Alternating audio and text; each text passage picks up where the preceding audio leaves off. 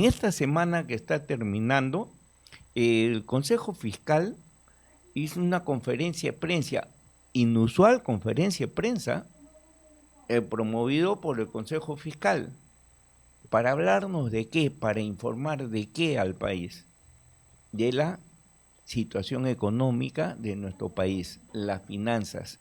Haber escuchado de parte de los integrantes del Consejo Fiscal que este Congreso ha aprobado infinidad de leyes que tienen un nocivo impacto en la caja fiscal es para poner los pelos de punta a cualquiera.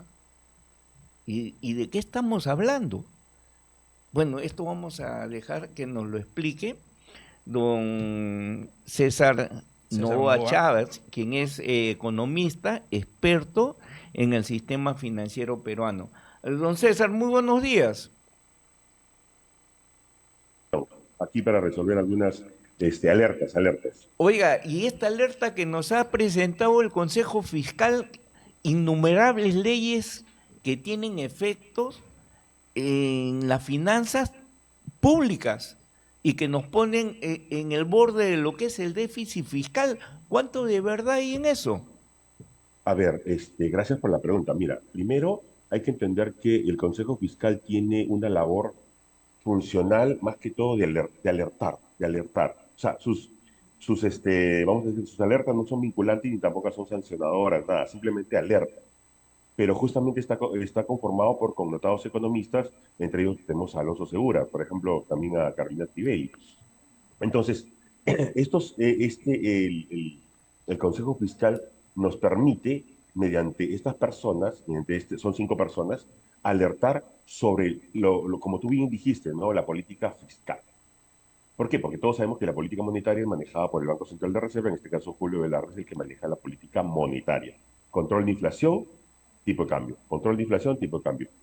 ¿Qué es lo que pasa con el Consejo Fiscal? El Consejo Fiscal es parte del Ministerio de Economía, es un órgano autónomo, ¿correcto? Y este Consejo Fiscal lo que nos dice, hay posibilidades ante las innumerables leyes que se han emitido estos 3 últimos años que, como tú bien dijiste, tengamos problemas de caja fiscal. Entonces, si bien es cierto, el Congreso no tiene la autonomía para poder generar gasto, lo puede hacer de forma indirecta, vía ley. Por ejemplo, saca una ley y dice hay que aumentarles de sueldo o de pensiones a los jubilados. Correcto. La pregunta es, ¿y cómo se va a financiar? Entonces, el problema, como tú bien has dicho, es que el financiamiento, el déficit, sabemos que el déficit no debe superar ¿cómo se llama? Ya los considerandos que se tienen las políticas fiscales. Entonces, ¿qué es lo que está pasando ahorita? Por ejemplo, se han emitido normas que cuando se ejecuten estas normas vamos a tener que desembolsar fuertes cantidades de dinero. Por ejemplo, las pensiones, el bono, CAS, esas son algunas de las que ahorita están vamos a decir, en la cresta de la ola. Pero hay otras que, por ejemplo, también es el otro lado. O sea, por este lado que es mayor gasto, pero también hay leyes que, por ejemplo, o sea, al sector agrícola, exportador, agroexportador, le están dando ciertos beneficios para que entre menos dinero a la caja fiscal. O sea, por un lado, vamos a gastar más y por otro lado, vamos a recibir menos ingresos.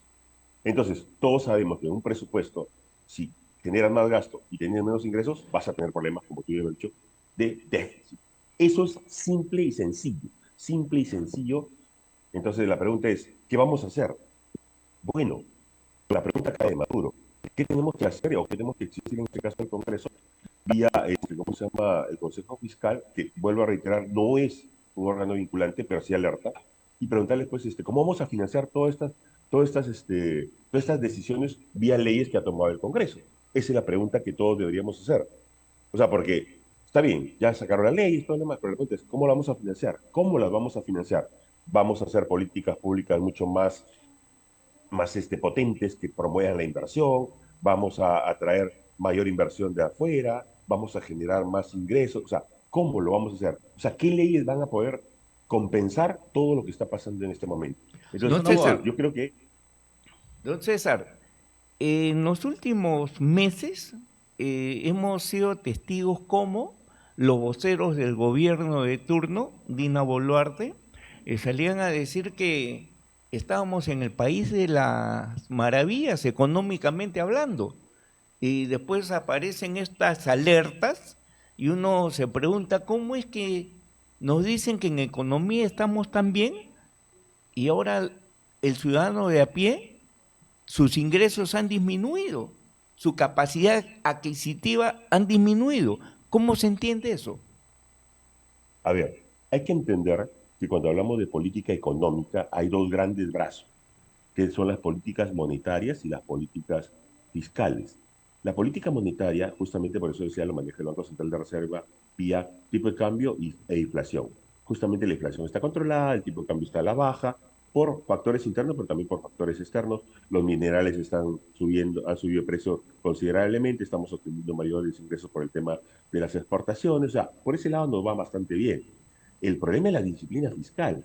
Y la disciplina fiscal tiene otros componentes estructurales que estamos poniendo aquí en la mesa que nos va a generar problemas, quizá no al cierre del 2025, pero sí para el 2026. Como por ejemplo, sabemos que el 2026 es un año electoral y todos van a querer hacer uso de la caja fiscal, o sea, del presupuesto fiscal. Si bien es cierto, el presupuesto ha subido casi 3%, 4%, la pregunta es, ¿para qué se está utilizando? ¿Para inversión o para gasto corriente? Y todos sabemos que del 100% que se ejecuta del gasto, solamente el 70% va para gasto corriente, o sea, sueldos, mantenimiento y todo lo demás. 30% va al tema de ejecución de inversiones. Y adicionalmente, la ejecución del gasto como disciplina fiscal, o sea, como ejecución de gestión de gasto, solamente llega a niveles del 70. En el tema de gasto corriente llegamos a 95, pero en el tema de inversiones no llegamos por en el 50%. Entonces, tenemos dinero, no gastamos bien, no hacemos, no se hace obra, no se hace inversión pública, no se hace inversión pública. Entonces, eso es el problema ahorita, no se hace inversión pública. Se gasta el presupuesto solamente en sueldos, en el pago de combustible, camionetas y todo lo demás, pero no se gasta en lo que debe ser conjuntamente lo que usted está diciendo. O sea, para estar en el país de las maravillas teníamos que pedirle que la inversión pública se gaste toda se invierta, pero también ser más eficientes con el tema del gasto corriente. Por ejemplo, llegar a temas del 40, 30% gasto corriente y más bien inversión 60, 70%. Señor Cosa que Novoa, eso ya es un tema estructural. señor Novoa, si bien es cierto, aquí hay una doble responsabilidad, ¿no?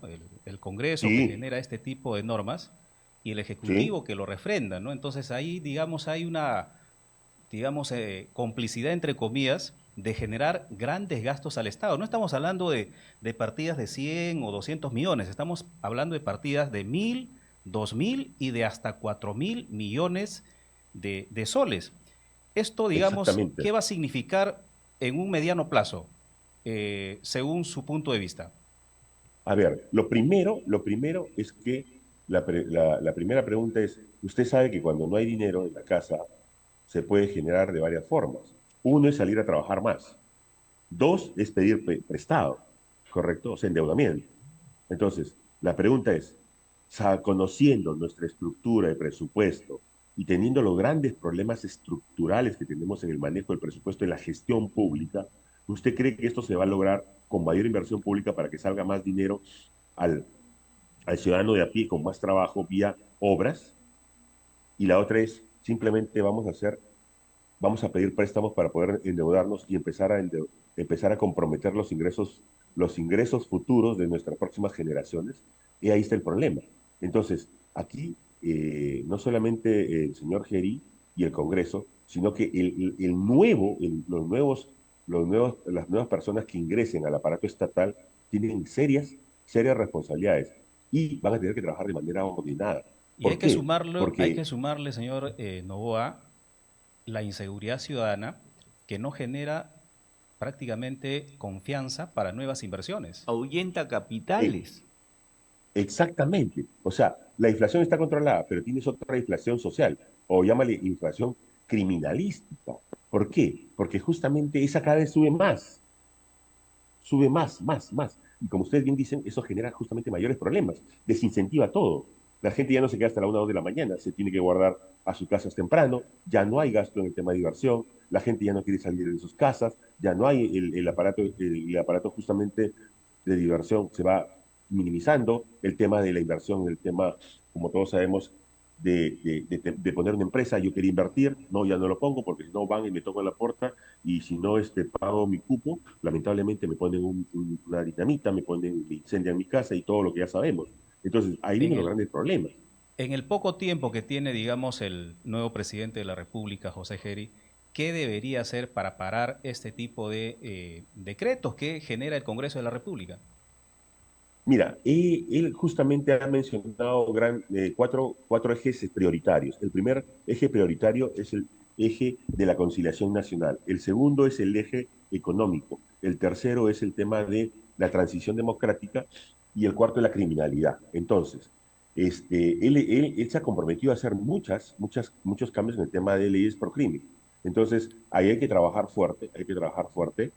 Lo lamentable es que tiene poco tiempo y no sabemos si es que el Congreso, si bien es cierto, le dio el voto de confianza. La pregunta es, ¿lo dejará trabajar? Porque como usted Claro. dice, ¿no? Hay una responsabilidad tanto del Ejecutivo como del Legislativo, pero la pregunta es, ¿lo vas a dejar trabajar? ¿Lo vas a dejar trabajar cuando sabes que él va a estar teniendo que ver todo lo que ya sabemos, ¿no? El aparato estatal no es tan grande, mejor dicho, es grande, pero es muy ineficiente. Y Claro. mover un aparato estatal tan grueso, tan obeso, te genera problemas, te genera Claro. muchos problemas. Entonces, ¿Cómo lo Arnoa, mueves? entonces, Arnoa, de verdad, después de escucharlo a usted, hay que preocuparnos, ¿ah?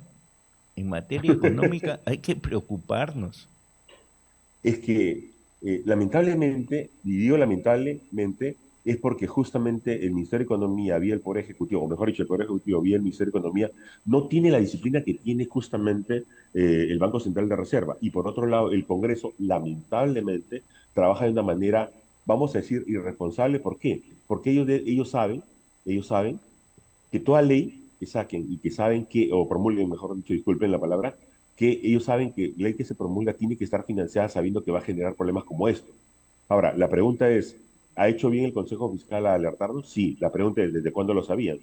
Ese es otro tema. O sea, Muy hemos bien. permitido, aunque Alonso Segura estaba hablando, yo recuerdo que los últimos 3 años él ha estado alertando, pero hoy día se ha alertado y la gente empieza a tomar en serio, porque justamente lo que sabemos es que hasta cuándo puede dar políticas monetarias frutos. El tema es que tienen que ir las dos de la mano, la política fiscal y la política monetaria. Entonces, y la política fiscal está mal manejada, lamentablemente está manejada, yo diría, con una irresponsabilidad tal, que ya sabemos cómo nos podría ir el próximo año y los próximos años. O sea, porque esto está comprometiendo no solamente el cierre del 2025, sino el 2026 y los próximos años, Muy porque ellos bien, Muy hacen bien. proyecciones hasta el 2036 y dice que es catastrófico. Qué muy bien. bárbaro, qué Muchas bárbaro. Muy gracias. bien, don César Augusto Nova Chávez, de verdad muchísimas gracias por su participación. Esperamos seguir contando con su valiosa opinión sobre estos temas económicos. Muchas gracias. Estamos para servirles. Muchas gracias. Muy Muy bien, Muchas gracias a buenos amigos. ustedes. días. Nos Muchísimas vamos a gracias.